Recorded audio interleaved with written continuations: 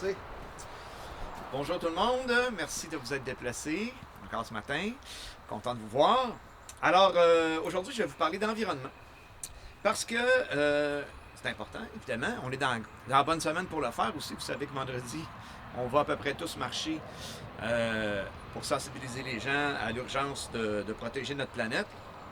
Et qu'en matière d'environnement, ben nous, on a des engagements très intéressants. Je pense qu'on a la meilleure plateforme à ce niveau-là. Et je vous annonce aussi ce matin que la campagne qu'on va mener dans Berthier-Masquinongé sera carboneutre. C'est-à-dire qu'on va compenser nos émissions de gaz à effet de serre. Alors, le premier sujet dont je vais vous parler, c'est Énergie Est. Évidemment, au Québec, le consensus ne fait plus aucun doute. Toutes les études ont été faites sur ce projet-là. Et en 2015, si vous vous souvenez d'ailleurs, on avait un panneau thématique dans quoi nous, on s'opposait carrément. On a la même position. Les citoyens de Berthier-Masquinongé ne veulent pas de ce projet-là, qui comporte beaucoup trop de risques, qui transporte du pétrole lourd, l'un des plus nocifs pour l'environnement, et qui apporte rien au Québec en plus, en traversant plus de 800 de nos cours d'eau, en menaçant nos sources d'eau potable. Ensuite de ça, de leur côté, les autres partis, parce que la thématique aussi ce matin, c'est que nous, on n'a pas de double discours en environnement. Nous, on va toujours vous dire position claire. Les libéraux de Justin Trudeau vont vous dire plein de belles choses pendant la campagne électorale. Bonjour, monsieur. Ils vont vous dire plein de belles choses dans la campagne électorale, les libéraux, mais Justin Trudeau, il vient d'en acheter un oléoduc. Au niveau crédibilité, là, une petite pente à remonter. Hein? Les conservateurs, ben eux, au moins, ça a le mérite d'être clair. Expropriation, corridor énergétique, puis on vous traverse avec n'importe quoi. Puis la NPD, ben, ça va dépendre de l'élection, ça va dépendre du chef en place, ça dépend de quelle affaire, ça change tout le temps. Au bloc, c'est non, c'est clair. Pour ce qui est des énergies fossiles, ça fait plusieurs années qu'on promet, qu'on s'engage à mettre fin aux subventions aux énergies fossiles. Le Bloc québécois a une position très ferme là-dessus.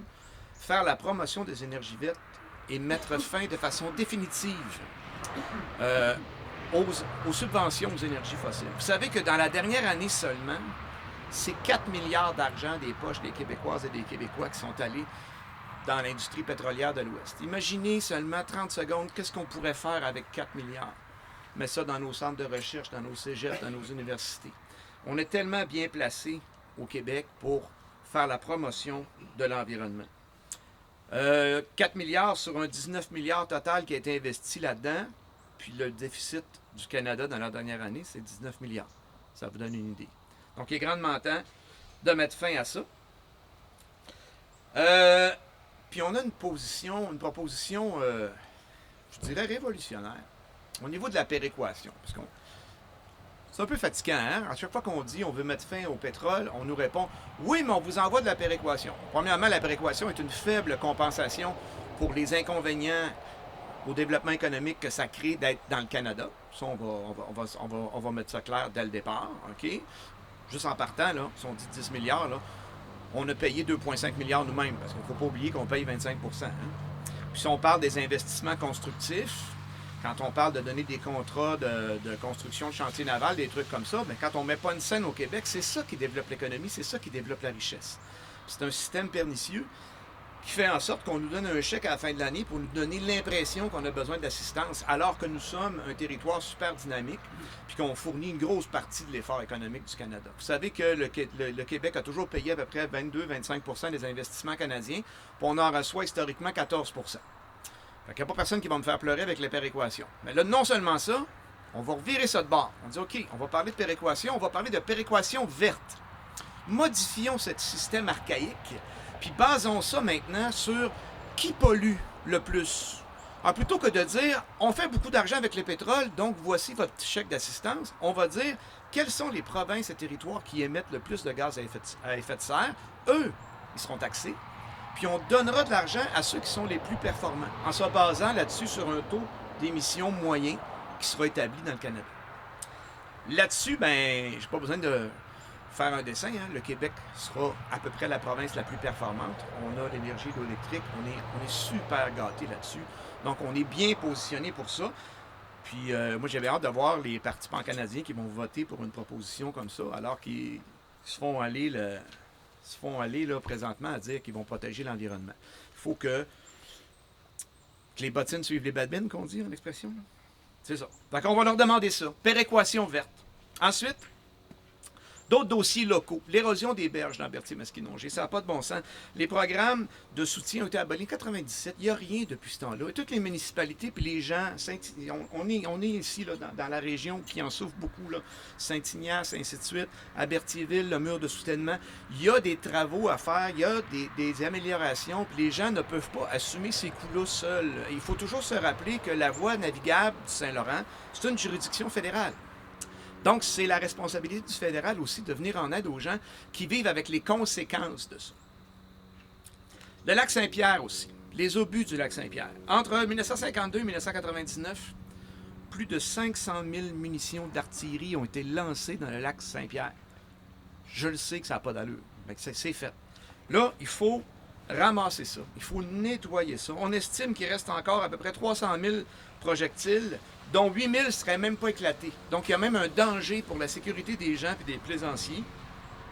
La zone du lac Saint-Pierre, c'est un joyau reconnu par l'UNESCO, un potentiel récréotouristique énorme.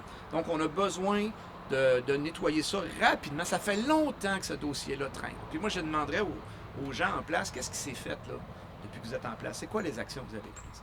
Les gens de Berthier-Masquinongé pourront compter sur moi, Yves Perron, pour être super proactif là-dessus, puis les défendre. Je termine avec les détails sur la campagne de Berthier-Masquinongé qui sera carboneutre. Vous savez que moi, je suis un prof dans la vie. C'est bien dur d'arrêter d'être un prof. Alors, on a choisi de compenser nos crédits carbone avec la bourse de carbone scolaire. C'est un programme qui va dans les écoles faire de la sensibilisation auprès des jeunes de 10 à 12 ans et qui les incite à relever des défis dans la famille, agir localement, pour avoir action locale pour avoir un impact global. Et c'est un programme qui existe depuis 2010. Depuis 2010, ils ont été actifs dans 14 régions administratives. Ils sont allés dans 748 classes faire les ateliers. Ils ont atteint plus de 16 000 jeunes. Au-delà de 73 000, presque 74 000 défis ont été sélectionnés. Et c'est plus de 63 000 tonnes de CO2 qui ont été évitées par les modifications des habitudes de ces familles-là. Donc, dans le fond, le kilométrage qu'on va parcourir pendant la campagne électorale sera compensé. Et avec cet argent-là, les gens de la bourse scolaire et de la SADC, de la MRC de Masquinongé, pourront organiser des ateliers dans les écoles pour sensibiliser les jeunes et leur lancer des défis, puis modifier des habitudes. Puis quand on passe par la jeunesse, ça se fait sur le long terme. Vous savez que l'éducation, c'est la clé pour un paquet de problématiques qu'on vit aujourd'hui. Alors voilà. Merci beaucoup d'avoir été présent.